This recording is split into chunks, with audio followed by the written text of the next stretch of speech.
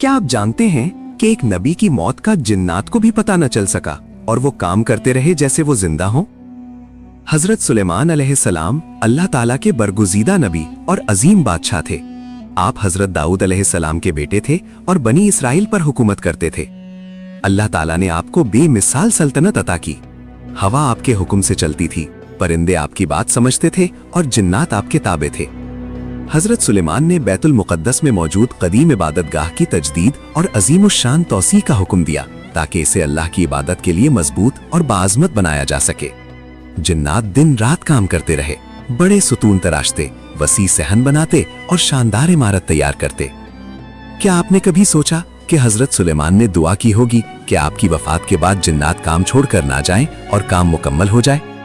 बिल्कुल इसी मकसद के लिए अल्लाह ताला ने एक मखलूक पैदा फरमाई जिसका नाम दीमक था। दीमक ने हजरत सुलेमान अलैहिस्सलाम के हाथ में मौजूद असा को अंदर से खाना शुरू किया और काम इसी दौरान तेज रफ्तारी से चलता रहा। जब काम मुकम्मल हुआ, दीमक ने असा को पूरी तरह खा लिया और असा टूट गया। जैसे ही असा टूटा, हजरत सुलेमान अलैहिस्सलाम जमीन पर गिर पड़े। तब जिन्नात को हकीकत मालूम हुई कि उनका बादशाह दुनिया से रुखसत हो चुका है।